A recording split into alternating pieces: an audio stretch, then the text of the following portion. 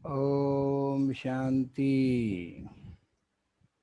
ओम शांति। सतीश भाई, बहुत बहुत बहुत स्वागत है, स्वागत है, स्वागत है। मेरे थैंक साथ यू। आप सब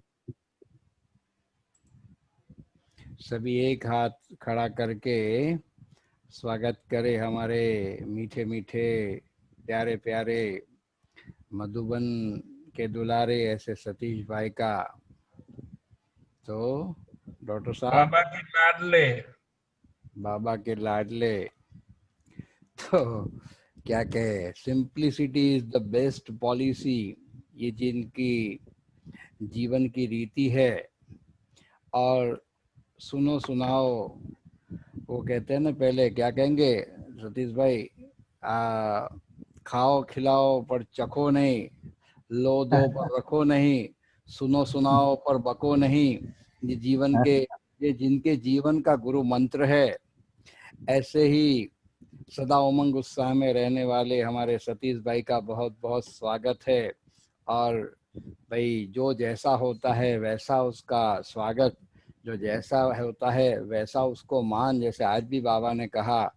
तो फिर कोशिश हमने, जुर्रत कहूँगा मैं सतीश भाई, कुछ हमने भी जुर्रत की है आपके साथ के आगमन पे। सर्व के मधुबन में गाते जो स्वागत गान, आगमन पे सर्व के मधुबन में गाते जो स्वागत गान।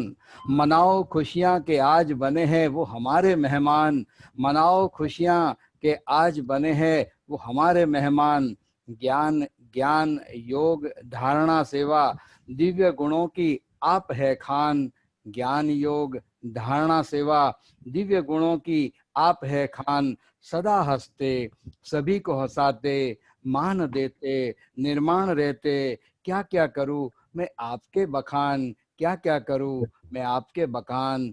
मनाओ खुशियां कि आज बने हैं वो हमारे मेहमान, आज बने हैं वो हमारे मेहमान। तो बहुत बहुत दिलो जान से आपका स्वागत है, स्वागत है, स्वागत है। डॉक्टर साहब, आप भी हमारे मीठे भाई का स्वागत करें अपने शब्दों के द्वारा। आज हम आपके जीवन का अनुभव सुनने जा रहे हैं। और बड़ी वंडरफुल बात है, तो जो ज़्यादा करीब होते हैं ना, तो कई बार वो नहीं होता है। तो मुझे तो यही था कि हमने सतीश भाई का अनुभव सुन लिया है। जब आप चेक किया तो मालूम पड़ा कि पूरी दुनिया को कवर किया है, लेकिन सतीश भाई का ही अनुभव बाकी है।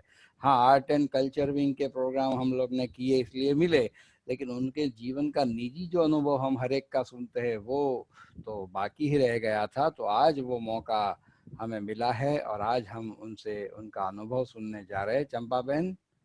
हाँ जी सतीश भाई, ओम शांति, वेलकम। ओम शांति माताश्री, आपको मिलके बहुत खुशी हुई।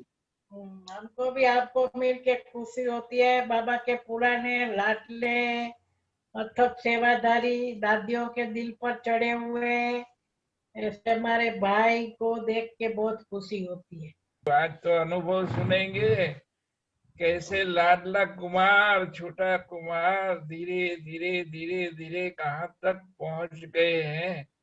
तो ये कहानी तो बहुत, हाँ, सबको बहुत प्यार से स्वागत करते हैं। थैंक यू, बहुत बहुत शुक्रिया। ओम शांति। ओम शांति।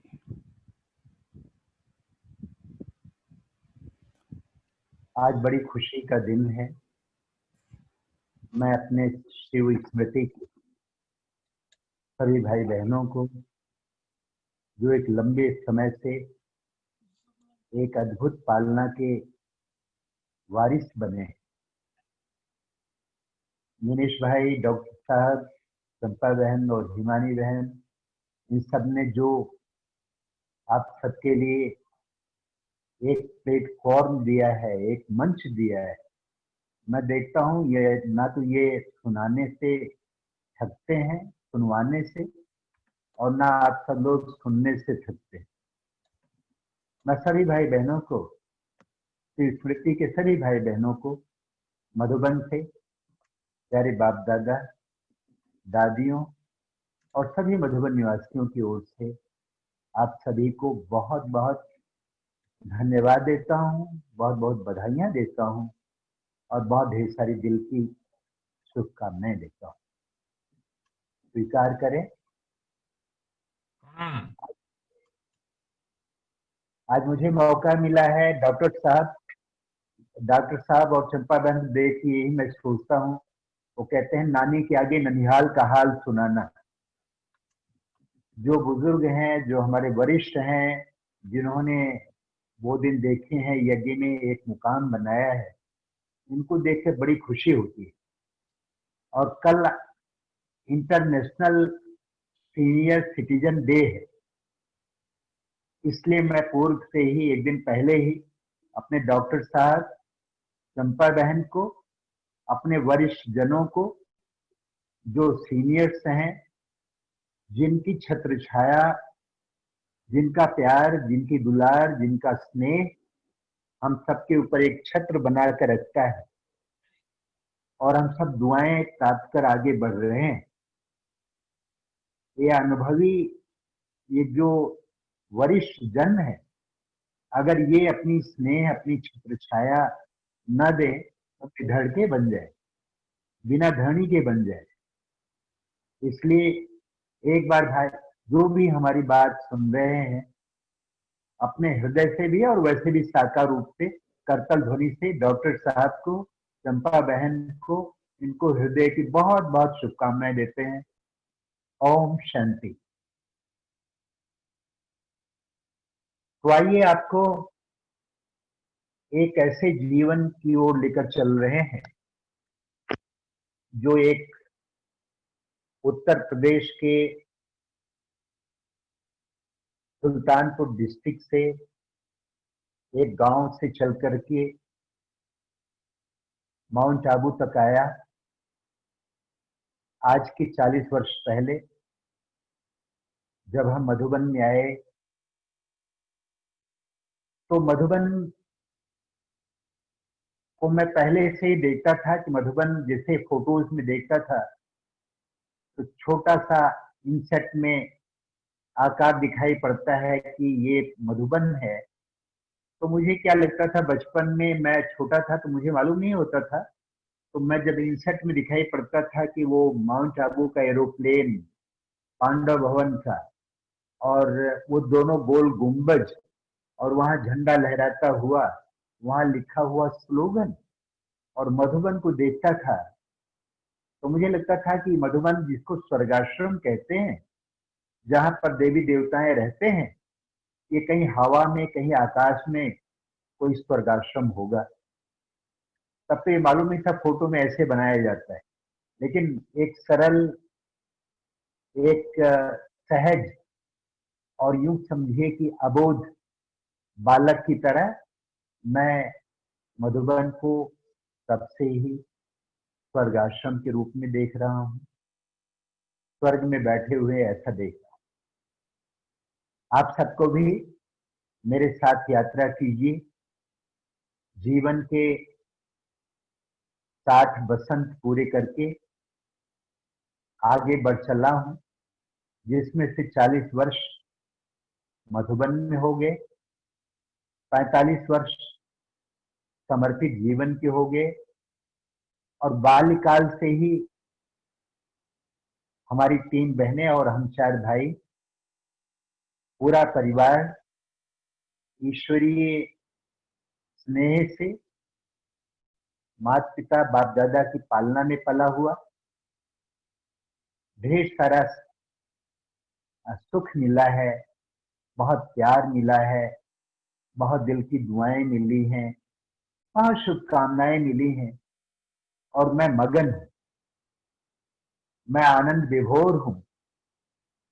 इस ईश्वरीय जीवन में जो भी मिला है उसको कहने में असमर्थ पा रहा हूं, लेकिन आज जैसा आदेश मिला है और जैसा हमारा सौभाग्य हुआ है कि मैं आप सबसे मुखातिब हूं, आप सबको सुनाऊं, आप सबको उन अनुभवों से दो चार हो जाऊं, तो आइए उस यात्रा को प्रारंभ करते हैं।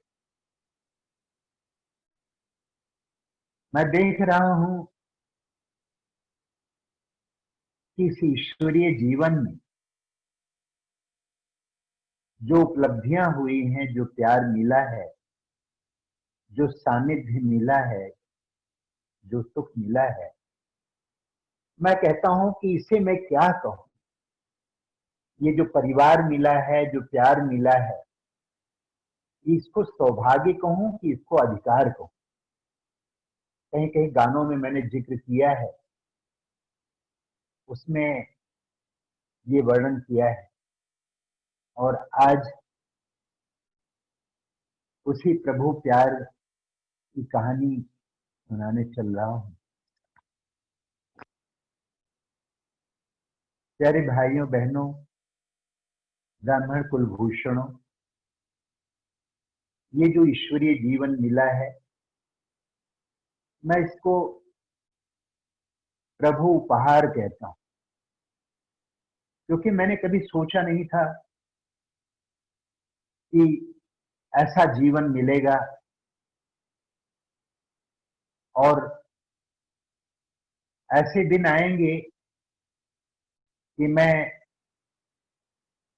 मधुबन में पहुंच जाऊंगा। ये 75 की बात है, जब मैं सेवा केंद्रों पर रहा करता, सेवा केंद्र पर रहा करता था।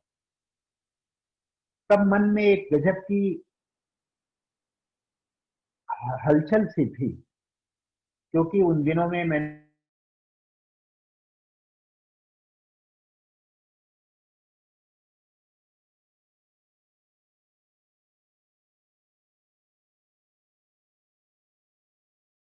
थे जो साइकिल से यूपी के लगभग 10 डिस्ट्रिक्ट में 5 वर्ष तक साइकिल से सेवा करते रहे। गांव गांव में जाते रहे, जहां पर बहनें न जा सकें, जहां कोई व्यक्ति न पहुंच पाए, वहां तक पहुंचने का प्रयास करते रहे। और उन स्थानों में हमारे आसपास की सारी डिस्ट्रिक्ट, सुल्तानपुर, फैजाबाद, अभी अयोध्या, प्रतापगढ़, आज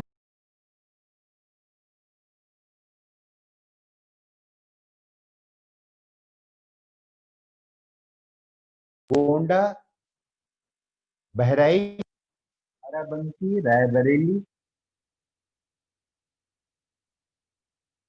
कई डिस्ट्रिक्ट में हम सब ये सब सेवाएं करते रहे। जो बीज डाला था, ये खुशी की बात है, आज वो पल्लित और पुष्पित हो रही है। वो हम लोगों के बीच के ही परिणाम नहीं, और भी सबका प्रयास रहा, लेकिन उसमें हम लोग भी निमित्त मात्र अपनी अंचली डाले, अपनी उंगली लगाए, और आज बाबा की सेवाएं दिनों दिन बढ़ती जा रही हैं। ये ईश्वरीय फुलवारी देखकर बहुत खुशी होती है। 78 में पहली बार मधुबन में आए। हमारे शांतिवन में ज्ञानामृत में एक रामनिवास भाई है, रामनिवास भाई, रामनिवास भाई, रामनिवास भाई वहां सेवा केंद्र पर पास में उनका भी मकान था, खेती के काम करते थे। बहुत साधारण से परिवार से हम सब जुड़े हैं, और मैं उनको देखता था तो वो पहले सेवा में आए और कृष्णा नगर दिल्ली में चित्रशाला में सेवा करते थे। कालांतर में मधुबन में आए, तो जब अनुभव सुनाते थे तो बताते थे कि मधुबन जो है वो एक स्वर्गाश्रम है। वहां पर इतनी साइलेंट होती है कि अगर किचन में 2 भाई बात कर रहे हैं और पीछे किसी से दही भरी हुई बाल्टी अगर गिर गई, तो कब वो दही उठा लेंगे, कब साफ कर लेंगे, कब वहां से चले जाएंगे, आप बात करते रहेंगे, आपको इतना साइलेंट होता है, इतनी शांति है कि आपको पता भी नहीं लगेगा कि मधुबन में इतनी शांति है। तो उसको एक शीश महल, पीस पैलेस, स्वर्ग आश्रम, तमाम नामों से संबोधित किया जाता रहा। मन में बड़ी लगन थी कि मधुबन पहुंच जाऊं, लेकिन पता नहीं कैसे पहुंचा जाए। मैं भी कभी मधुबन निवासी बन जाऊंगा ये स्वप्न में भी नहीं सोचा था। लौकिक से सब संबंध लगभग टूट गए थे, कहीं जाने का कोई मन नहीं था। अलौकिक में बहुत सेवाएं किया था, वो भी बहुत साल तक करते रहे। एक प्रकार से करते करते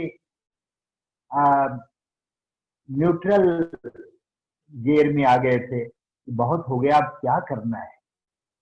बहुत ज्ञान सुनाए तो सुनाए, लेकिन आगे क्या होने वाला है। ना तो नौकरी का कभी ख्याल था किसी को, न बचपन से मैंने कभी सोचा था कि मुझे नौकरी भी करनी पड़ेगी। पढ़ाई भी नहीं, नौकरी भी नहीं, लौकिक भी नहीं, अलौकिक भी पूरा कर लिया था। जैसे सामने सोचता था एक दीवार आ गई हो, अब जाऊं तो जाऊं कहाँ, अब क्या होने वाला है। बाबा से रात दिन कहा करता था कि बाबा क्या होगा, क्या करना है, अब आगे कोई मार्ग दिखाई नहीं पड़ता है। अंदर कुतूहल भी थी, जिज्ञासा भी थी, एक तर्पण भी थी, एक उलझन, छोटी छोटी मीठी मीठी उलझन भी थी। सडनली मुझे कुछ ही दिन में कहा गया कि आप मधुबन चलेंगे, सेवाधारियों की जरूरत है, चल सकते हैं। तो चलिए। तो हम और प्रेम भाई दोनों ही सेवा केंद्र पर जाते थे। प्रेम भाई हमसे 4 साल बड़े हैं, हमसे वरिष्ठ हैं। प्रेम भाई का बहुत ज्यादा स्नेह रहा, क्योंकि हमारे सबसे बड़े भाई फिर 3 बहनें, ये सब तो अलग थे, लेकिन हम दोनों क्लास में स्कूल में पढ़ते थे और साथ में स्कूल जाया करते थे। हालांकि जब मैं 9th में पहुंचा तो 12th में पहुंच गए, तो 1 साल कॉलेज में आना जाना रहा। लेकिन सेवा केंद्र पर हम दोनों ही साइकिल से जाया करते थे, वहां भी साइकिल से जाया करते थे, साथ में रहते थे, लौकिक में भी अलौकिक में भी। फिर मैं 12th का एग्जाम जब दे रहा था तो मैं बीमार हो गया, क्योंकि मैं प्रदर्शनी लगाने चला गया था प्रदर्शनी सेवा में। 4 कोस यानी 8 माइल 10 माइल दूर कहीं चला गया था सेवा में। और उन दिनों में पेपर नहीं था, 1-2 दिन गैप था। और जब मैं सेवा करके आया तो मुझे कॉलरा हो गया, हैजा हो गई, बुखार पड़ गया। फिर साइकिल पे बिठा के मुझे प्रेम भाई लेकर जाया करते थे और विद्यालय में छोड़ देते थे। इतने पर भी मैं विद्यालय में अपनी कक्षा में 12th का जो हमारा बोर्ड का एग्जामिनेशन था उसमें भी मैं अव्वल आया और उत्तीर्ण हुआ। बीमारी में भी, बीमार होते हुए भी ये बाबा की कमाल थी। पढ़ाई में भी, कल्चरल प्रोग्राम में भी और सब में भी गजब का स्नेह था, बड़ी लगन थी। चलते चलते मैं भी ये भी बता दूं, बहुत सारे भाई बहनें कहते हैं कि आपके गीतों का सफर इतना लंबा सा बीता और लंबा चला, तो इसकी शुरुआत कहाँ से थी? आप पहले कभी थे, आप गीतकार पहले थे, आप पहले ही गाते थे, या यहाँ आने पर हुआ? तो मैं आपको बता दूं कि मैं, हमारे पिताजी, लौकिक पिताजी, वो हेडमास्टर थे प्राइमरी स्कूल की, और हमारी माताजी भी स्कूल की प्रधान अध्यापिका थी प्राइमरी स्कूल की। हमारे बड़े भाई साहब भी पढ़ाते थे, बहन भी पढ़ाती थी प्रारंभिक दिनों में। सब पूरा पढ़ने पढ़ाने वाला, अध्ययन अध्यापन से जुड़ा हुआ पूरा परिवार था। तो मुझे मेरे पिताजी के जो सहायक अध्यापक थे, सोच करके हमारे हेडमास्टर साहब का लड़का है, तो मुझ पर बहुत अटेंशन देते थे। मुझे याद है कक्षा 4 में था, कक्षा 3 में था। मैं थोड़ी इसकी और भी शुरुआत की कहानी बता दूं कि बचपन में स्कूल में, अपने गांव की स्कूल में जब पढ़ने जाता था, कक्षा 1 में, कक्षा 2 में, तो उन दिनों की बात है कि पिताजी कोई ज्योतिषी गांव में आए, 4 ज्योतिषी बड़े बड़े करते करते, और पिताजी ज्ञान में तो नहीं थे, तो ज्योतिषी के पास जाते थे तो ज्योतिषी बहुत बिजी हो जाता था। तो एक दिन उन्होंने सवेरे सवेरे ठान लिया कि आज ज्योतिषी के पास जाना है। लगभग 5:30-6 बजे हुए होंगे तो ही पहुंच गए। तो ज्योतिषी जो जो बड़े बड़े वो थे, पंडित थे, उन्होंने दूर से देखा कि पिताजी आ रहे हैं, तो बस डांट के जिससे बोलते बस हुआ सवेरे सवेरे, और चल पड़े वहां से। क्या सूझबूझ कुछ देखते नहीं, टाइम क्या है, बस चलो चलो चलो, और पहुंच जाते हैं। दूर से देखा, इतने में नजदीक आए, आइए आइए मास्टर साहब, आइए आइए, आइए मास्टर साहब आइए। ज्योतिषी ने बुला लिया और देखते हुए बोला कि अच्छा आओ मास्टर साहब, आइए आइए, बैठिए बैठिए, ऐसा करें यहाँ से दूब ले आइए। और वहां से दूब लाए, और दूब एक कारखाना उन्होंने जमीन पर किया और कहा ये दूब रख लीजिए। दूब रखते हुए उन्होंने बताया, ओ तो आपके पिताजी का भी 3 मार्च से शुरुआत हो गया। कहा जी। अच्छा। और बताया कि आपकी जो बड़ी बेटी है वो बहुत बड़ी डॉक्टर बनने वाली है। जो हमारी दुर्गा दीदी, जो बड़ी बहन है, जो सुल्तानपुर डिस्ट्रिक्ट के सेवा केंद्रों की इंचार्ज है, उनके लिए कहा कि वो डॉक्टर।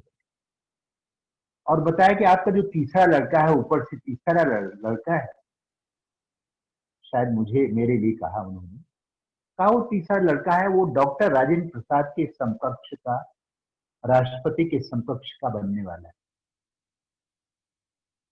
और बताया कि आपके ऊपर एक ग्रहचारी भी है, आपका एक बहुत बड़ा एक्सीडेंट होने वाला है।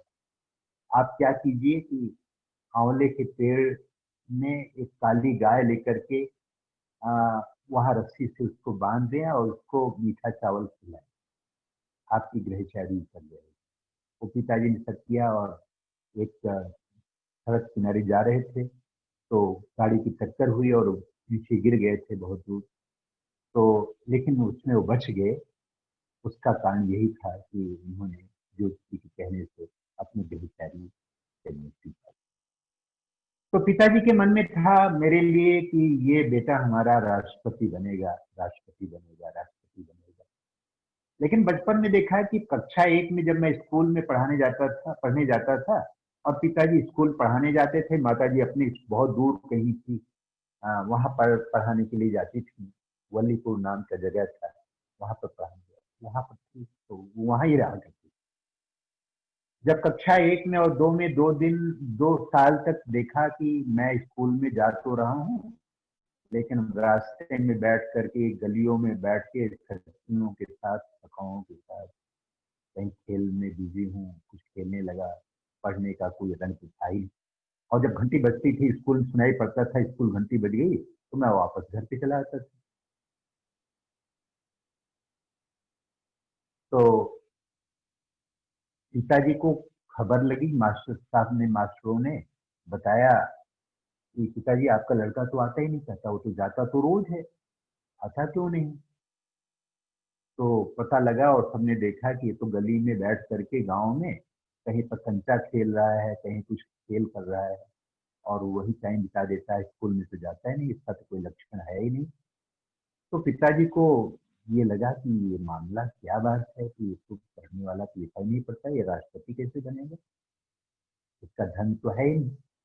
मेरी माताजी को खबर लगा, और कक्षा 1 कक्षा 2 इसी तरह बीता। तो कक्षा 3 में वो अपने साथ में, हमारी माताजी वलीपुर, वहां पर जहाँ पढ़ाती थी, मुझे अपने साथ लेकर गई।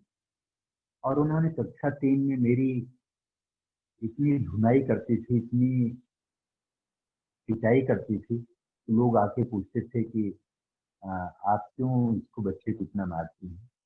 तो कहती थी जब तक ये ठीक से पूरा पढ़ेगा नहीं, ध्यान से पढ़ेगा नहीं, तब तक मैं इसको छोड़ूंगी, खाना भी नहीं दूंगी। तो माता जी के उस परिश्रम का परिणाम था कि कक्षा 3 के बाद मुझे कक्षा 4 में पढ़ना नहीं पड़ा और 5वीं में पहुंच गया।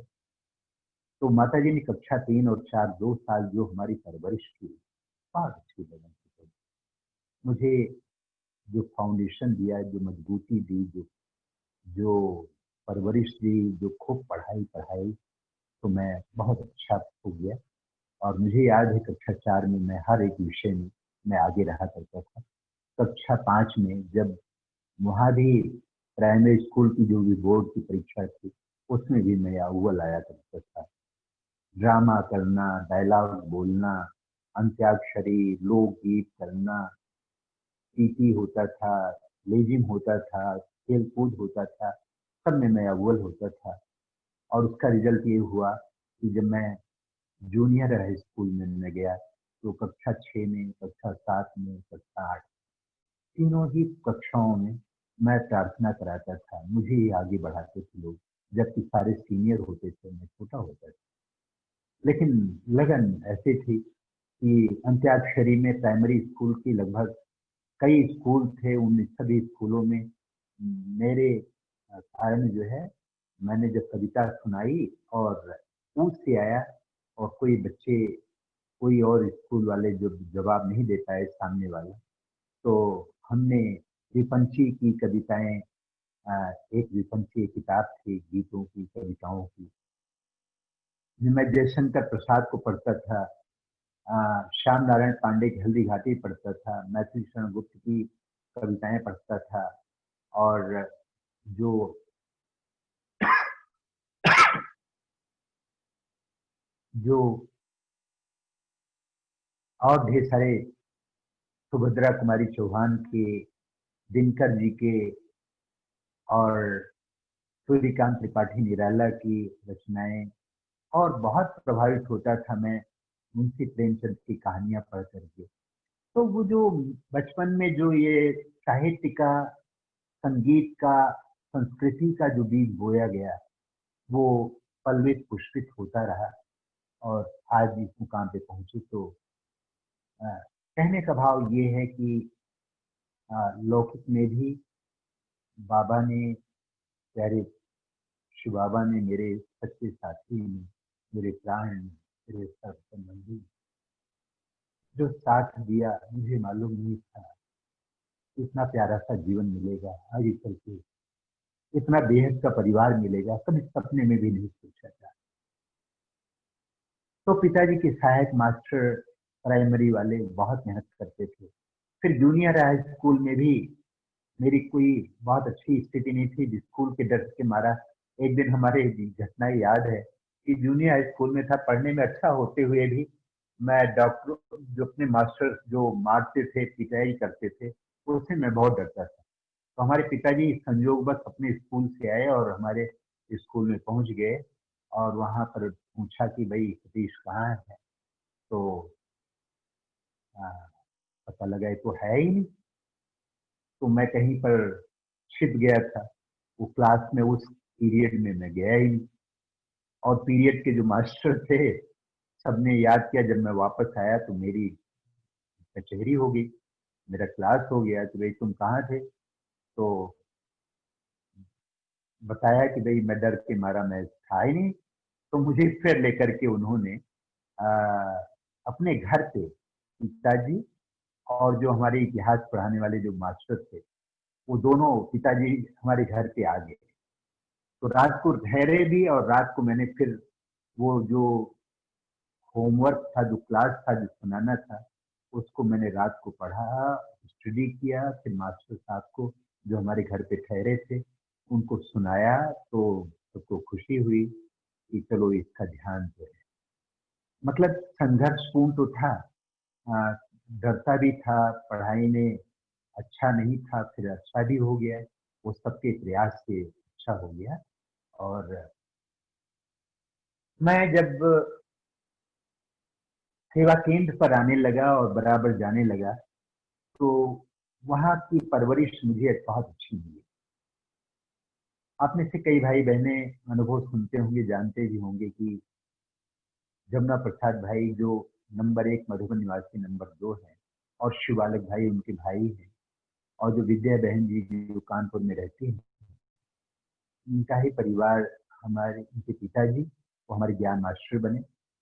उनके ही माध्यम से मौसिया, चाचा, बुआ, इन सब के माध्यम से हमारी मौसी को ज्ञान मिला, मौसी से माँ को ज्ञान मिला, पूरे परिवार को ज्ञान मिल गया।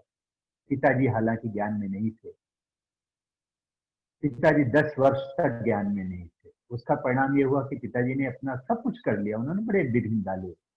उन दिनों की बात सुनाओ तो आप सबके रोंगटे खड़े हो जाएंगे, कैसे गांव को पूरा बुला लेते थे पिताजी, लाठी से पिटाई कराते थे। राम निवास भाई जो शांति वन में ज्ञानामृत में रहते हैं, उनके साथ 2-3 भाई और थे, और जमुना प्रसाद भाई के पिताजी, और हमारी बहन आशा बहन जो सेंटर पर रहती थी। तो बड़ा विघ्न पड़ता था। पिताजी का मतलब ये था कि ये लोग हमारे घर पे ना आए, नहीं तो हमारे परिवार को भी बिगाड़ रहे हैं, सब ब्रह्मा कुमार बनते जा रहे हैं। तो वो बहुत सोचते थे कि कैसे करें। ज्ञान में ना होने के कारण उनको बहुत ज्यादा परिवार पर विघ्न डाला। लेकिन ये अनवरत चली, बड़ी लंबी कहानी है। मुझे बचपन के, जब मैं छोटा था, मैं बहुत छोटी उम्र में था, तो मुझे याद है हमारे पिताजी गांव में 50 लोगों को बुला लिए थे और किस तरह से भाई बहनों की बहुत धुनाई कर रहे थे। बड़े मतलब बेरहमी से पीट रहे थे, उनके मुंह में प्याज डालते थे, कहते भगवान दिखाई पड़ रहा है तुमको, ऐसे ऐसे कह करके पूछते थे। लेकिन ये अनवरत बड़ी लंबी कहानी है। जो विघ्न पड़े, सितम पड़े, हम सबको मालूम है कि प्रारंभिक दिनों में हापुड़ के हंगामा हुए और तमाम जगह पर बड़े विघ्न हुए, बड़े विरोध हुए, क्या नहीं होता था। लेकिन दादियों ने, बड़े भाई बहनों ने सब कुछ सहन करके जो हमारे लिए मार्ग प्रशस्त किया,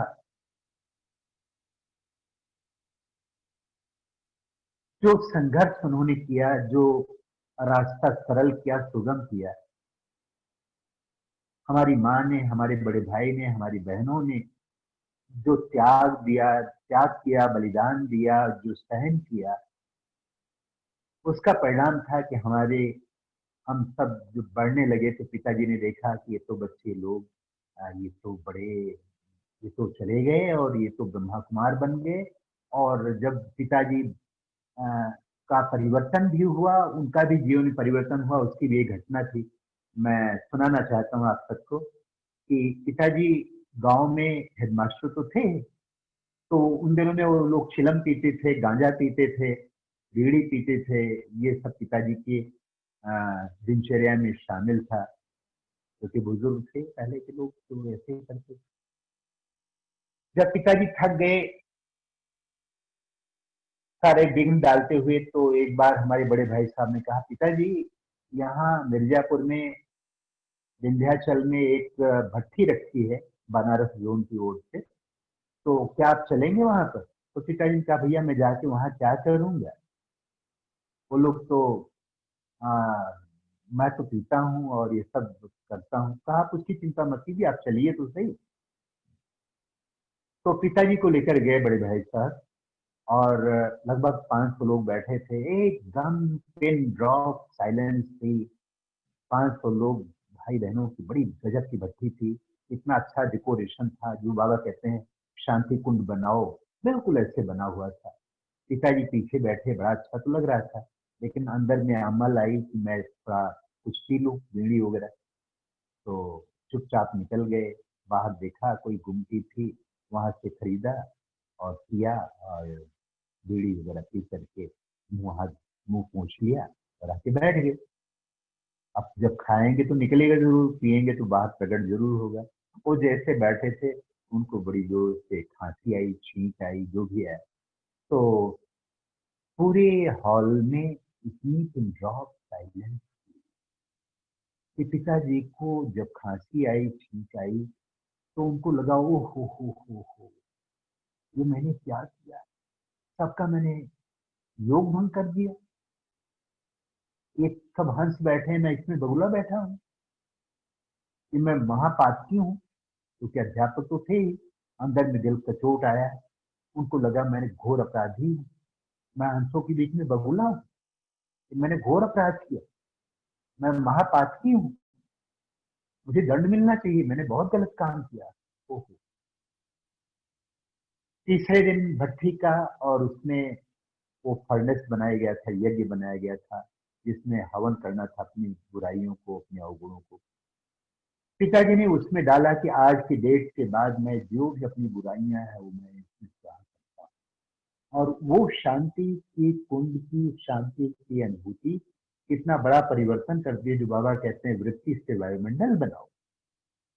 और उस वायुमंडल में कैसे भी कमजोर आत्मा रहेगी, कैसे भी आश्री आत्मा रहेगी, उसका भी परिवर्तन हो जाएगा। इसका एक पिताजी परिवर्तन आया, फिर पिताजी ज्ञान में चले। हमारी बहनों को भी शादी करा रहे थे जबरदस्ती, लेकिन हमारी बहनों में भी बड़ा गजब का त्याग था। छोटी बहन आशा बहन बड़ी त्याग मूर्त, बड़ी तपस्वी मूर्त, बड़ी धारणा मूर्त। उसकी शादी और बड़ी बहन की शादी, मझली बहन की कर ली थी। दोनों की शादी कर रहे थे, दरवाजे पे बारात आई थी। ये पहले की घटना बता रहा हूँ। तो बहन ने देखा ये तो पिताजी मान नहीं रहे, जबरदस्ती शादी कर रहे हैं। रात को 12 बजे दरवाजे पे बारात आई, लेकिन रात को 12 बजे भाइयों का कपड़ा पहना, साफा पहना, कुर्ता पैजामा वगैरह पहना, जो पता न लगे कि बहन है कि भाई है। रात को 12 बजे निकल गई। 3 महीने के बाद बहरन बारात चली गई, बहुत दूर तक बदनामी हुई लौकिक में। ओ मास्टर साहब की बेटी बच्ची भाग गई मंडप से, वहां से घर से भाग गई। आखिर 3 महीने के बाद फिर वापस आई। तब तक पिताजी माताजी सबके आंख से आंसू सूख गए थे। माताजी को तो खुशी थी अंदर में, लेकिन ऊपर से दिखाने के लिए, क्योंकि वो तो ज्ञान में थे। फिर पिताजी ने कहा बच्ची तुमको बहुत कष्ट दिया, तो नहीं कुछ करूंगा। फिर पिताजी का परिवर्तन होता गया, और वो जब ज्ञान में आ गए, आबू में आने लगे, देखने लगे कि ये बच्चे हमारे, ये तो बड़ी सभा में बैठे क्लास करा रहे हैं, मैं गीत गा रहा हूँ अपने ग्रुप के साथ, पिताजी जो देख रहे हैं और मेरी धारणा देख रहे हैं, इतना अच्छा जीवन देख रहे हैं। उनके जीवन का भी परिवर्तन आया। जब यहाँ आए मधुबन में, तो उन्होंने जब देखा ये, तो उनको लगा कि ओहो, ये बात है जो ज्योतिषी ने कहा था कि डॉक्टर राजेंद्र प्रसाद के समकक्ष का मेरा बेटा होगा। अब तो ये तो राष्ट्रपति से भी आगे बढ़ गए हैं। राष्ट्रपति को तो ज्ञान का पता नहीं है, वो लोग इनकी शरण में आते हैं, वो भी ज्ञान सुनने के लिए आते हैं। ये तो उससे बढ़ के हो गए। तब उनको लगा कि सचमुच, उसको तो पता नहीं था ब्रह्मा कुमार क्या होते हैं, ब्रह्मा कुमार क्या बनेंगे, जो सारे संसार के देवी देवता बनने वाले हैं। तो वो घटना पिताजी को तब पता लगा। पिताजी बहुत दिन तक आ, अपने प्रायश्चित करते रहे, अपने पुण्य का खाता जमा करते रहे, और अपने पापों के लिए उन्होंने क्षमा मांगी, और भगवान से और ज्ञान मार्ग में चले रहे। रात को मधुबन में आते थे, तो जब तक मुझसे मिलते नहीं थे तब तक सोते नहीं थे। तो मैं उनको शरीर से अशरीर बनने की प्रैक्टिस कराता था। मैं कहता पिताजी बैठिए, मैं आपको योग कराता हूँ, आप सो जाए। उनको सुला के भी चला जाता, और उनको कहता था कि अंत के दिन आएंगे तो कभी भी हम लोगों को याद मत कीजिएगा, क्योंकि जो आपकी दृष्टि में अच्छे होंगे उनकी याद आएगी, लेकिन आपको याद नहीं करना। और यही किया उन्होंने। बताया नहीं, बहुत दिनों के बाद, 10 दिन के बाद मुझे खबर मिली कि पिताजी आपके, उनका देहांत हो गया। तो ये नष्ट हुआ थे। उनके पत्र मैं पढ़ता था। आज पत्र, लास्ट पत्र जो उन्होंने अंतर्देशी लिखा था, उन्होंने 2-3 शेर भी लिखे थे। वो शेर मुझे याद नहीं है अभी, लेकिन बड़ा अच्छा शेर है वो पत्र में लिखा मुझे। बहुत दिनों के बाद मेरी छोटी बहन ने वो पत्र दिया, आशा बहन ने। ये पत्र आपको पिताजी ने लिखा था और मैंने रखा था। उन्होंने कहा था जब मौका मिलेगा, जब मिलेगा तो दे देना। कहने का भाव ये है, तो मैं लौकिक की बात कर रहा हूँ, क्योंकि यात्रा की बात हुई। तो मैं अपने भाई बहनों को ये कहना चाहता हूँ कि प्यारे भाइयों, प्यारे बहनों, जो यज्ञ की आधारभूत दादियां रहीं, जो भाई बहनें रहे, जो उन्होंने त्याग, तपस्या और बलिदान की बलिवेदी पर, सेवा की बलिवेदी पर जो उत्सर्ग किया, जो उन्होंने तपस्या किया, उसका परिणाम आज हमको मिल रहा है। ये ना कोई समझे कि मैं अपने तप का फल मिल रहा है, लेकिन आज जो हमको सुख मिल रहा है, जो सेवा के साधन मिले हैं, ये सब सेवा के लिए मिले हैं, हमको अपने लिए नहीं मिले। जिन्होंने अपने जीवन की बागडोर को, जीवन को फाउंडेशन दिया, आधार दिया त्याग और तपस्या को, वो आज भी यज्ञ में कायम है। कायम ही नहीं, वह यज्ञ को चला है, वो यज्ञ को चला है। आज हमें जो कुछ भी मिला है दादियों के त्याग तपस्या का परिणाम मिला है, हमें भूलना नहीं चाहिए। और इन दिनों को ये नहीं समझना चाहिए कि सुख के दिन है खूब आनंद ले ले, बल्कि त्याग और तपस्या की हमको भी उन्हीं नक्शे कदम पर चलकर अपने जीवन को खरा उतारना है। उसी क्रम में एक घटना और सुना दूं मैं कि जब हम 5 वर्ष तक 10 डिस्ट्रिक्ट में खूब साइकिल से सेवा करते थे, ज्ञान सुनाते थे, उसका रिजल्ट एक हुआ कि बाबा से मैसेज में संदेश में हम सबने लिया और तब लगन थी। और बहुत पहले की बात थी कि कानपुर में बाबा मम्मा आए थे, लखनऊ कानपुर में। तो हमारे घर से, हमारे परिवार से और सेवा केंद्र से कई भाई बहने, बड़े भाई साहब, हमारी माता जी वगैरह उस ग्रुप में गए थे।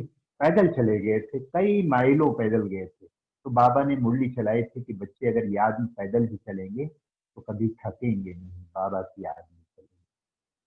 तो वो जज्बा था कि बचपन में कि वो लोग जो है जब पैदल गए थे तो हम लोग भी तो नहीं जा सकते हैं। तो हमने आबू जाने के लिए परमिशन लिए। हम 5 भाई तैयार हुए, 5-6 भाई थे, एक भाई तो नहीं पहुंच पाए आबू में। लेकिन हम सब ने बाबा से वो संदेश लिया, तब तो कनेक्शन नहीं था सेवा केंद्रों का। और अयोध्या से चल के आबू तक आ गए साइकिल से। तब तो नक्शा भी नहीं था, तब तो मालूम ही नहीं था, गांव का एकदम छोरा, साइकिल के पीछे पीछे चलना है, कहाँ जाना है, लखनऊ कहाँ है, कहाँ दिल्ली कहाँ है, कानपुर कहाँ है, आबू कहाँ है, कुछ पता नहीं था। लेकिन बस लगन थी, चल पड़े चल पड़े। 13 दिन में पहुंचे, 1300 किलोमीटर पार करके साइकिल से आबू। बड़ा गजब का इतिहास है। हालांकि बीच में विघ्न भी पड़े, एक बहुत बड़ा जो जीवन में कभी मैं भूलता नहीं, मैं वो भी जिक्र कर दूं कि जब घर से निकले तो 150-200 किलोमीटर चले गए थे। आए लखनऊ में आए तो पहली बार मैंने शहर का मुंह देखा था। और हमारे एक साथी बुजुर्ग थे, पीछे थे हमारे, बाकी सब आगे थे। चौराहे पर वो कहीं भटक न जाए उनकी तरफ देखा, वो तो निकल गए और मैं ही भटक गया। पूरे रात को शहर में मैं भटकता रहा, चिल्लाता रहा। सेवा केंद्रों पर भी गया, संबंधों में भी गया, किसी ने कोई आश्रय दिया नहीं, क्योंकि लोग जानते तो थे नहीं। बिना जान पहचान के कौन किसको देता है। बड़ी गजब की परीक्षा थी। मैं सारी रात लखनऊ शहर में साइकिल दौड़ाता रहा, चिल्लाता रहा, अपने साथियों को आवाज देता रहा। पता न लगा कि वो कहाँ गए, किस तरफ में गए। वो लोग क्रॉस होके चले गए शहर पार करके, और वहां पर कहीं धर्मशाला था, वहां पर रुक गए और हमारा इंतजार करते रहे कि अब आ जाएगा। करे तो क्या करे, कोई सूचना का कोई जरिया नहीं था, मोबाइल तो था ही नहीं, मेरे पास पैसा भी ज्यादा नहीं था, कोई चारा नहीं था। रेडियो में भी दे दे तो भी पता कैसे लगेगा कि मेरे पास रेडियो है नहीं। तो किसी तरह से रात बिताई, सवेरे हुआ। पूछता था जिसको तो मुझे, गांव से चला था तो मुझे इतना पता नहीं था। मुझे तो सब लगता था जो भी हमारे पास सामान वामान है कहीं कोई लूट न ले, ये भी मैं रह जाऊंगा अकेले।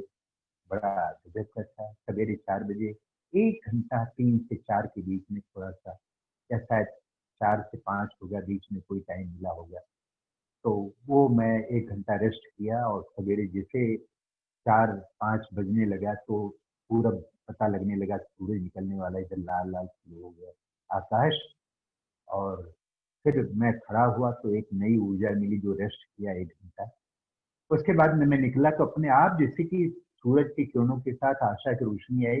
वास्तव में वो बाबा की देन थी। जैसे मैं आगे बढ़ा और पूछा लोगों से कि रात को आप लोगों ने 4-5 लोगों को जाते हुए देखा, सबने कहा हाँ हाँ हाँ हाँ हाँ हाँ हाँ। जिसको देखो पूछते थे वही बताने लगा। अब शहर में किसी से पूछो, ऐसे बहुत लोग होते हैं, लेकिन सब बताने लगे।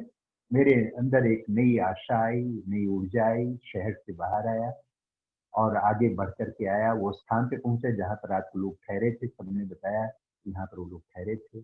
आगे देखा, फिर जान तो नहीं थी शरीर में, लेकिन फिर भी आगे बढ़ा साइकिल लेकर के, तो देखा सामने से हमारे भाई, प्रेम भाई और उनके साथ अ, और भी दूसरे भाई थे, वो दोनों आ रहे थे। उन सब ने मेरे साइकिल दी मुझे साइकिल में बिठाया, साइकिल से एक ने साइकिल दिया, एक ने मुझे बिठा के आगे बढ़े। तो लिटा करके एक जगह मलिहाबाद है, मलिहाबाद में मुझे सबने सेवा की, विश्राम दिया और सेवा कर, उसके बाद फिर नई ऊर्जा मिली और मधुबन में आ गए। कहने का भाव ये है कि जब मधुबन में आए तो किचन में आ गए, किचन की बड़ी महिमा सुनते थे, हमारे साथ में बहुत अच्छा संबंध संपर्क मिला।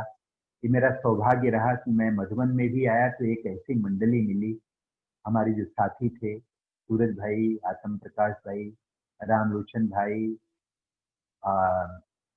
और रामनाथ भाई, और ये सब हमारी जो मंडली मिली, इतनी ज्ञान योग सब में इतनी लगन थी कि संयोग से मैं भी आया।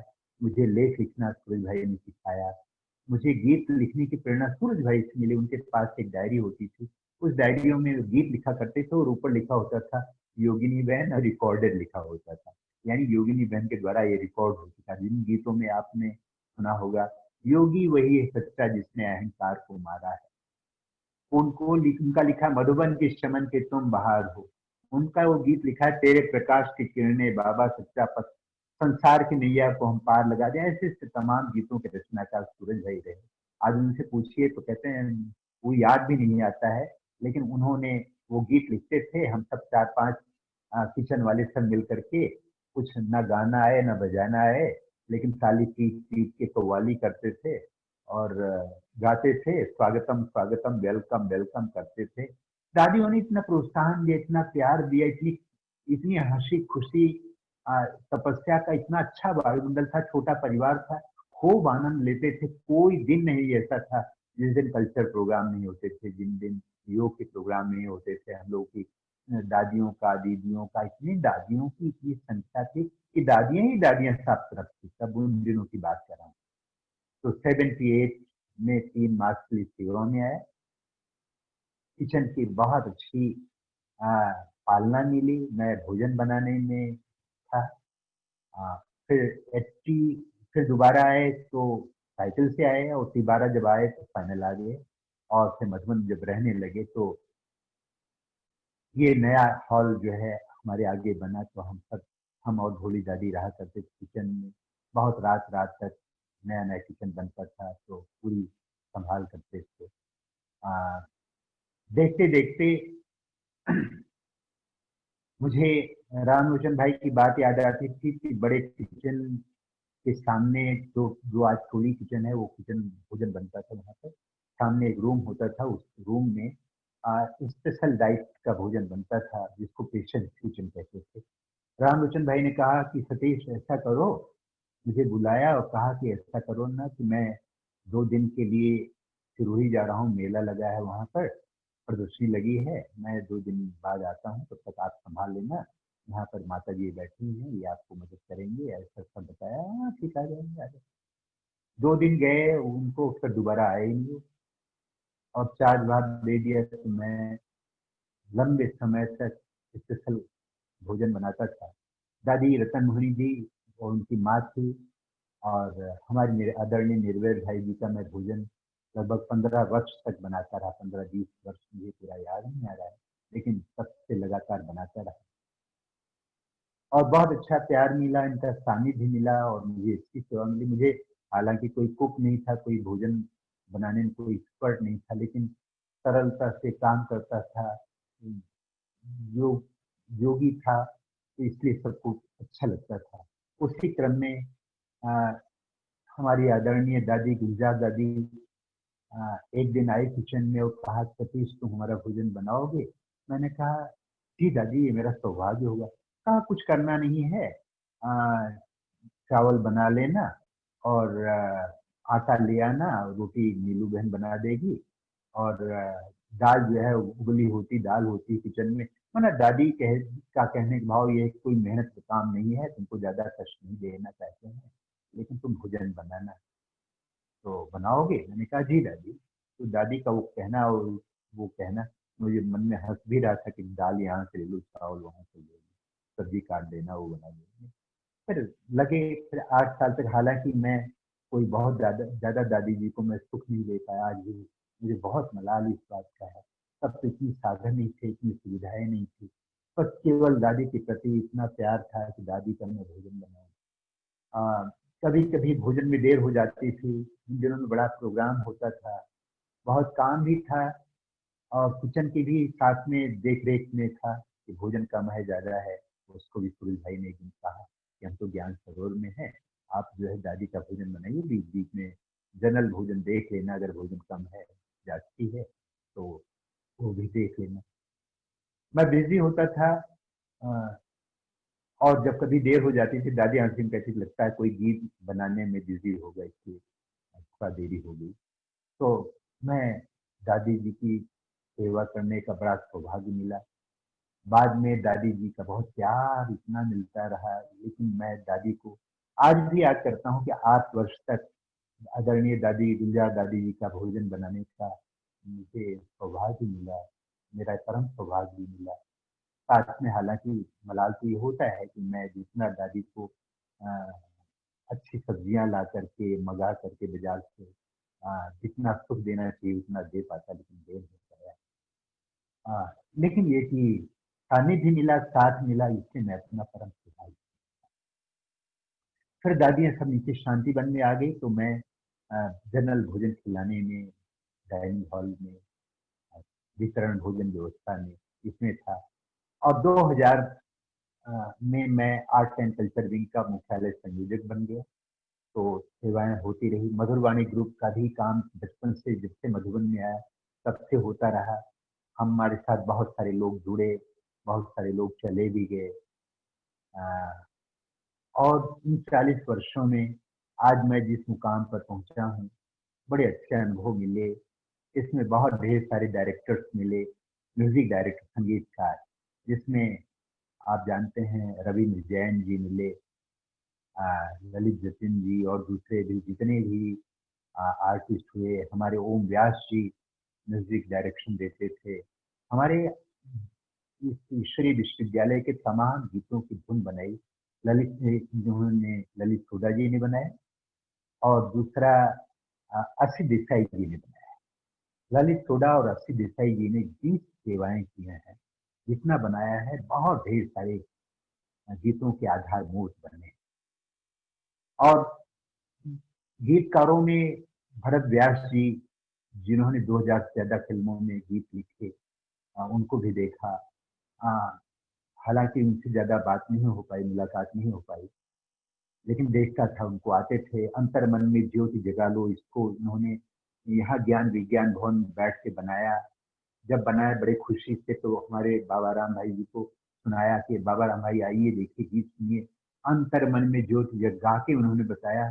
तो ऐसे से गीतकार जो यज्ञ को मिले, उन्होंने 35-30 गीत लिखे बाबा के। और आज भी जो मेरे लाडले जागो, अंतर मन में ज्योति जगा लो, और जो श्राद्ध का गीत होता था, जो 10:30 बजे का गीत, नित्य याद करो मन से शिव को, अंधकार मन का मिटे तन का कटे कलेश, ये सब जितने, सुनो सुनो ब्रह्मा बाबा के मंगलकारी दिव्य कहानी, इतने ये सब गीत एक से एक बढ़ करके क्या गीत लिखे, क्या लोग, क्या थे, क्या गजब की हिस्सा। उसी क्रम में उनके बाद कवि प्रदीप जी, जिन्होंने आए मेरे वतन के लोगों संतोषी माँ का गाना लिखा, देख तेरे संसार की हालत, आज के इस इंसान को क्या हो गया है, मुखड़ा देख ले प्राणी, इन सब गीतों के जो रचनाकार है, मुझे उनसे मिलने का सौभाग्य मिला। आदरणीय हमारी परम आदरणीय योगिनी बहन जी के माध्यम से।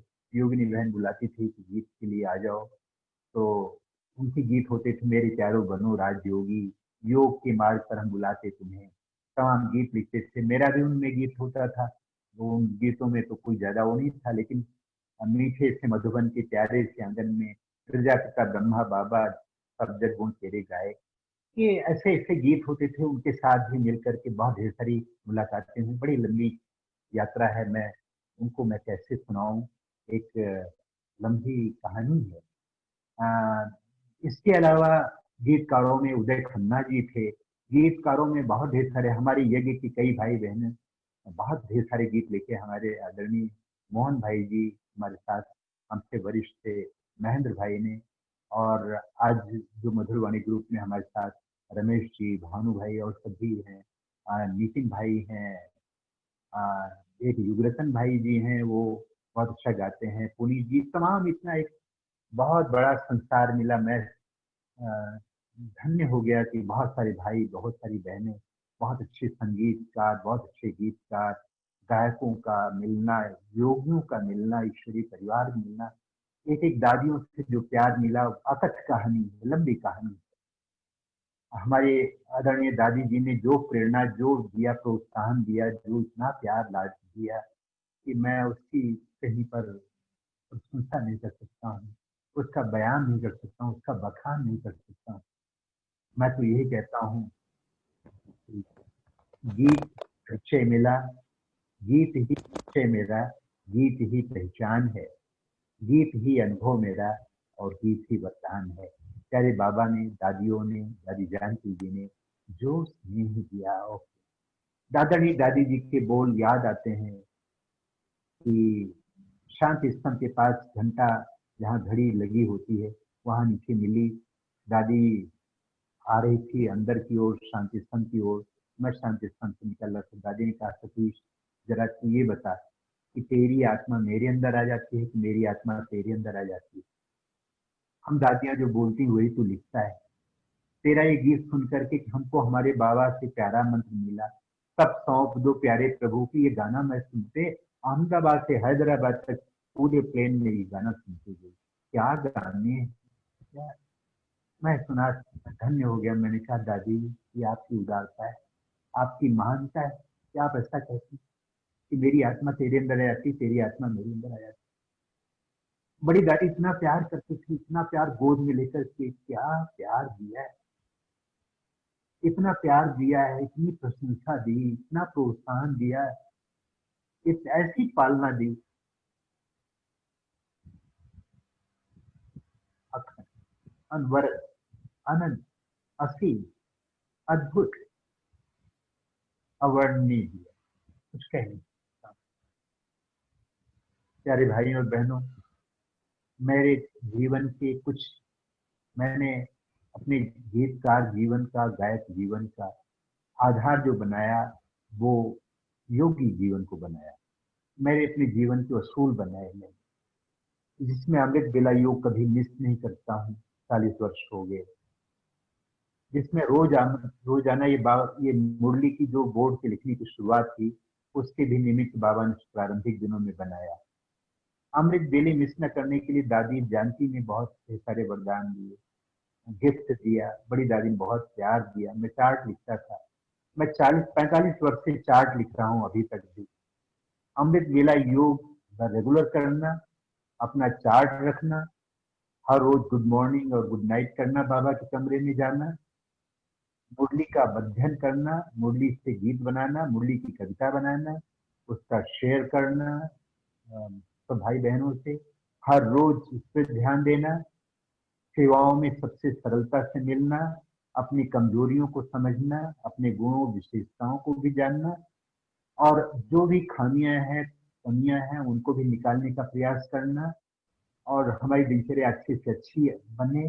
मैं दिन भर में लगभग 30 बार ये अभ्यास करता हूँ कि मैं परम धाम में जा रहा हूँ, आ रहा हूँ, जा रहा हूँ, और शरीर बनने के दिल करता हूँ। पांचों स्वरूपों का अभ्यास जो कराता हूँ, आज बहुत सारे जग जाहिर है, बहुत सारे भाई बहनें जानते हैं, जिसमें है कि मैं ज्योति सितारा, मैं ज्योति सितारा, मैं देव प्यारा, मैं पूज्य न्यारा, मैं ब्राह्मण दुलारा, फरिश्ता पधारा, फरिश्ता पधारा। ऐसे मॉर्निंग वॉक करता हूँ। लगभग 5-6 हजार गीतों की रचना हुई, 600 गीत रिकॉर्डेड हैं। बहुत ढेर सारे लोगों से मिलना, अमृत वेले के अनुभव, योगी जीवन के अनुभव, ये जो प्यार, जो परवरिश मिली, ये सब मैं 3 शब्दों में कहता हूँ, बाबा के वरदान, बड़ों के आशीर्वाद, सबकी दुआएं हमें उड़ाएं। हम प्रसन्न रखते हैं, खुश रहते हैं। मैं किनका धन्यवाद करूं? आज यही कहता हूँ, यही मन में बाबा है हरदम हमारे, तेरी याद दिल से नहीं दूर जाए, मिले शक्तियां सिद्धियां सब जाने, तो भी प्यार तेरा नहीं भूल पाए। ये शोहरत क्या है, तुम्हारी ही दौलत, तुम्हारा दिया सब तुम्हारी बदौलत, हम जो बने हैं तुम्हारे बनाए, कहीं हमको खुद पर गुरूर आ न जाए, तेरी याद दिल से नहीं भूल।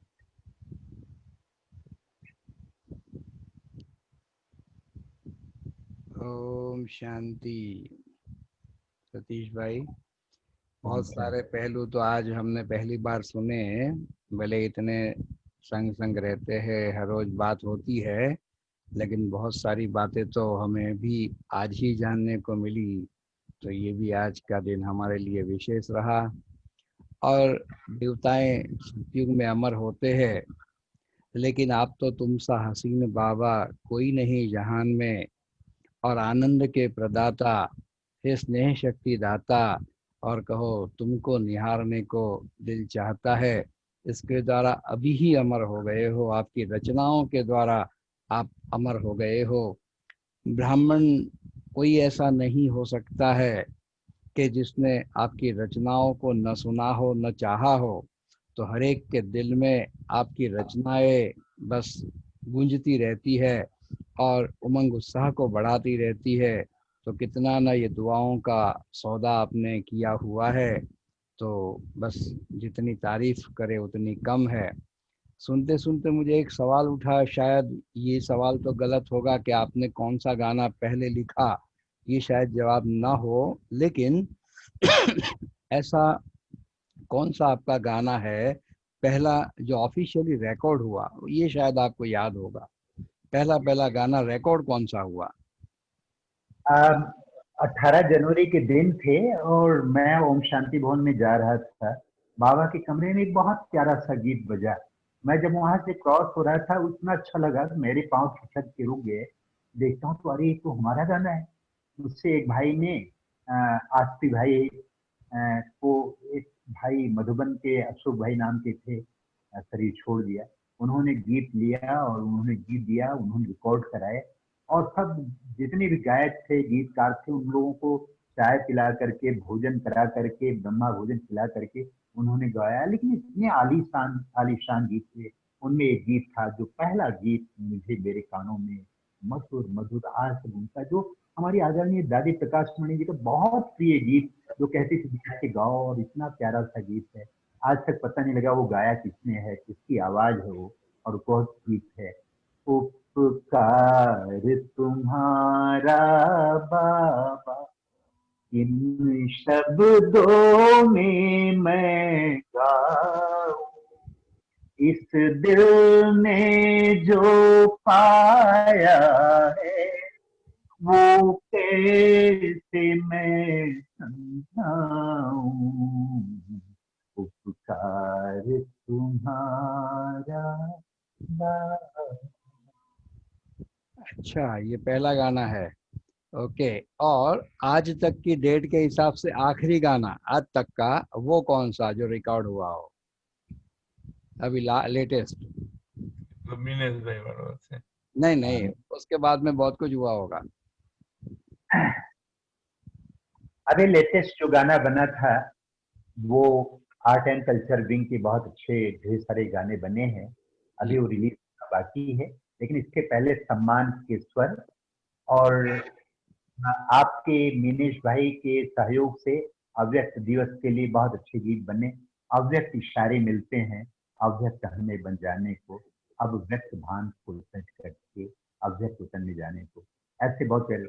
और मधुबन के बाबा वतन के फरिश्ते, बहुत प्यारा सा गीत बना। ये सब गीत बने। उन्हीं क्रम में एक बहुत प्यारा सा गीत जो आपकी कॉलर ट्यून बनी, आज जो धन्यवाद तेरा प्रभु में जो गीत बना है, जीवन की राहों में तुमसे उजेरा, प्रेम का प्रकाश मेरे प्राणों में बिखेरा, आंचल में भर के कहा लाल मेरा, धन्यवाद तेरा धन्यवाद तेरा प्रभु, धन्यवाद तेरा।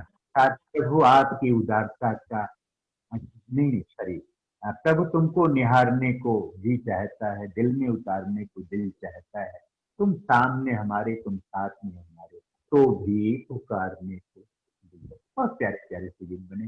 गीत का बनाने वालों को, जिन्होंने सहयोग दिया, हमारे आदरणीय दिव्या दीदी जी और उनकी पूरी टीम, और हमारे हेमंत आचार्य जी ने संगीत दिया और क्या से क्या गीत बनाया। और जो इसको आज अलका याग्निक जी ने गाया, और जो और सब गीतों को हमारे सुरेश वाडकर जी वगैरह ने जो गाया है, क्या आलीशान क्या गीत है। उन गीतों में एक गीत का जिक्र मैं एक लाइन करना चाहता हूँ। जीवन की राहों में तुमसे उजेरा, प्रेम का प्रकाश मेरे प्राणों में बिखरा। उसमें यही है कि शब्द ये है कि पवित्रता का बल मिला हम तो अमर हो गए, और आत्मज्ञान मिला हम तो निडर हो गए। और उसमें ये भी है कि मीत मेरे तुमसे मिली प्रभु प्रीत है, अब तो तेरी उदारता का अधरों पर गीत है। और ऐसे ऐसे गीत जो है वो लाइन याद आता है, हम तो अमर हो गए, निडर हम तो निडर हो गए, और पवित्रता का बल मिला हम तो अमर हो गए। बहुत प्यारे से शब्द हैं, वो सब याद नहीं आते हैं, हम तो रोजाना बनाते हैं। एक गीत जो है वो हमारे मीनेश भाई का बड़ा प्रिय है। हम यूं चलते गए, रास्ते मिलते गए, जो भी कांटे मिले फूल बनते गए, ये तो जादू नहीं सब मेहर आपकी, वरना इस राह पर सब फिसलते गए। आपसे हमको वरदान अनगिन मिले, और सभी के दिलों की मिली है दुआ। आत्म ज्योति युगों से ज्योति बुझी, आपने अपनी मीठी नजर से छुआ। रोशनी हर तरफ मुस्कुराने लगी, खुद ब खुद दीप सारे वो जलते गए। हम यूं चलते गए, रास्ते मिलते गए, जो भी कांटे मिले फूल बनते गए। बागवां आपसे ऐसी बगिया खिली, जो न मुरझाएगी ऐसी खुशियां मिली। आशा सूरज उगा घोर अंधियार में, बह चला सारा संसार है प्यार में। साथ में आपके हम जो चलने लगे, गम के पर्वत वो सारे, गम के पर्वत वो सारे पिघलते गए। हम यूं चलते गए, रास्ते मिलते गए, कांटे जो भी मिले फूल बनते गए। ये जादू नहीं सब मेहर आपकी, वरना इस राह पर सब फिसलते गए, वरना सतीश भाई 2 लाइन गा लेते तो अच्छा था, पूरा सुनाया बहुत अच्छी बात, लेकिन कम से कम 2 लाइन गाने में आपका जो अंदर वो आ जाता है ना, वो एक अलग बात होती है। 2 लाइन ही सही गा के सुनाओ। इसको ही हाँ, भले पूरा ना सुनाओ, लेकिन 2 लाइन ही सही गा के सुनाओ। मैं दूसरा सुनाता हूँ। ये चले। गीत म्यूजिक में बजा है, दूसरे ट्यून में बजा है, लेकिन मैं सुनाना चाहता हूँ।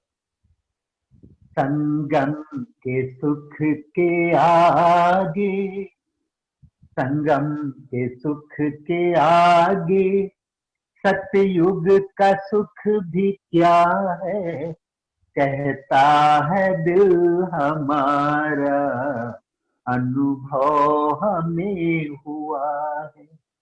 संगम के सुख के आगे, सतयुग का सुख भी क्या है, कहता है दिल हमारा, अनुभव हमें हुआ है।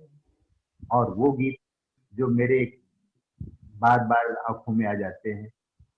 जाने क्या देखा मुझ में, जाने क्या देखा मुझ में, मुझे प्यार कर लिया।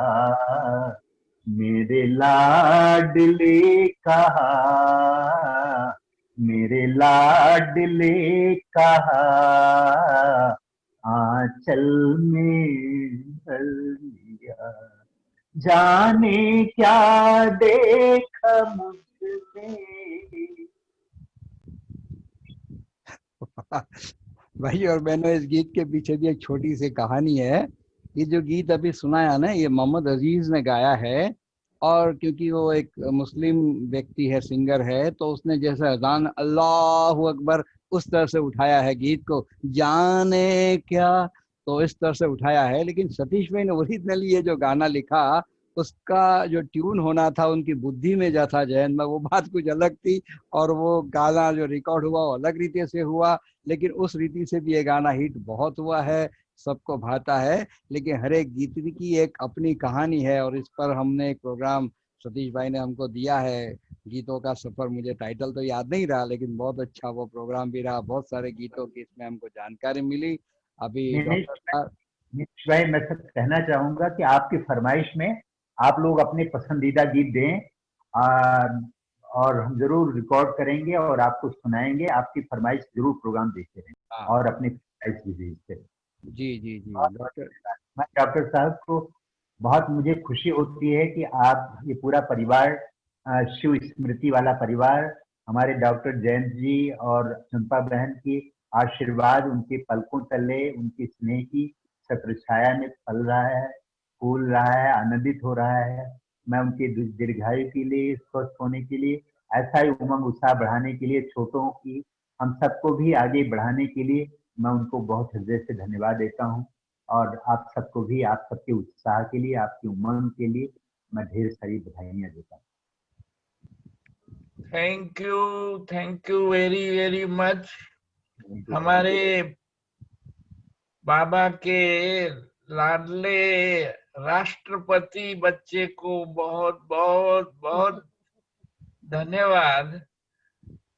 हमारा प्यार उभर रहा है। वाह मेरे प्यारे लाडले भाई, वाह, कैसे करूं आपको मिलूं, माँ की पहन लूं और बाबा के साथ हम चल पड़े बाबा के पास। बस मधुबन में आने वालों ने आपके सुंदर अक्षरों से बोर्ड पर सारे स्लोगान और ये भी बहुत अच्छी तरह देखे पढ़े हैं, वो भी हमारी स्मृति में है। कितने सुंदर मरोड़ से अक्षर, रंगीन अक्षरों में जो लिखते थे, हर रोज डेली लिखते थे, तो वो भी बहुत यादगार बन गया, हमारे दिल में छप गया है कि ये, पहले सोचता था ये कौन इतना अच्छा लिखता है, फिर पता चला ये तो हाँ यही है जो हमारा है। डॉक्टर साहब, मैं आपको शुरू से देखता रहा हूँ, तो आप नयन देख के, आपकी नयनों की जो शीतलता है वो इतनी अच्छी लगती है। मैं उसको वर्णन नहीं कर सकता, तो बड़ी स्थूल बात लगती है। लेकिन आपको पूरे लोगों के बीच में आपका जो नयन चैन देख करके मुझे इतना अच्छा लगता था। पता नहीं, शायद चंपा बहन को भी आपके वो नयन चैन भागे होंगे। लेकिन बहुत अच्छा डॉक्टर साहब का जो व्यक्तित्व रहा है, जो डॉक्टर साहब के अंदर जो दिव्यता मुझे मेरे लगी, मैं बचपन से माना, जब मैं मधुबन में था और डॉक्टर साहब को देखता था, इतनी स्नेह भाव से भर जाता था। बड़ा अद्भुत इनकी नम्रता, सरलता, वो कि कभी ख्याल में नहीं आया कि ये मेडिकल विंग के फाउंडर भी हैं। ये सब देन है आपके, हमारे और सबके बाबा की। बाबा की देन है। बाबा ने मुझे संतुष्टता का 10 बार सर्टिफिकेट दिया होगा, अगस्त बाबा, संतुष्टता। और वो जब भी विदेशी भाई बहने सामने बैठते थे तो बोलते थे, सतीश भाई सेटिस्फाई, सतीश भाई सेटिस्फाई। अच्छा। तो ये जो वरदान मिला बाबा का, मैं अपने आप से पूछता हूँ कि मैं कितना संतुष्ट रहता हूँ। बाबा ने मुझे कई बार वरदान दिए, इतने वरदान दिए, सैकड़ों बार तो मिले अगस्त बाबा से, और जीवन अमर हो गया। मैं अपनी खुशी इन शब्दों में व्यक्त करूं, बस यही मैं चाहता हूं कि जो भी हमारी भाई बहनें सुन रहे हैं वो अनुभव करें कि उनका जीवन बड़ा सौभाग्यशाली है, पद्मा पदम भाग्यवान है। वो बाबा के बनने के बाद वो ईश्वरीय जीवन की इस महानता का, इस विशेषता का अपने अंदर में सिमरण करते रहें और आनंद से प्रफुल्लित रहें। मैं अपने ईश्वरीय परिवार को खूब हंसता, खेलता, बहलता और नृत्य करता हुआ देखना चाहता हूँ। जीवन के महोत्सव में कर्म नृत्य हो जाए, ऐसा जीवन हो सभी भाई बहनों को। मैं अपने हृदय से सभी का बहुत बहुत धन्यवाद। नीनेश भाई, पता नहीं ये कौन सी भूख है कि ये भूख मिटती नहीं है। मैं तो अभी यात्रा शुरू किया और देखता हूँ 8:30 बज गए, पता नहीं लगा कि कब हो गया, और सारी यात्रा तो बाकी रह गई। स्वाभाविक है। मैं वही सोच रहा था, इसका पार्ट 2 करेंगे, जरूर करेंगे, डेट एडजस्ट करेंगे, क्योंकि अभी इसमें कुछ दादियों का ज्यादा जिक्र नहीं आया, रमेश भाई नहीं आए, जगदीश भाई नहीं आए, कोई आया नहीं, तो करेंगे दूसरा डेट एडजस्टमेंट। ठीक है, ओके। चलिए 2 मिनट बाबा की याद में।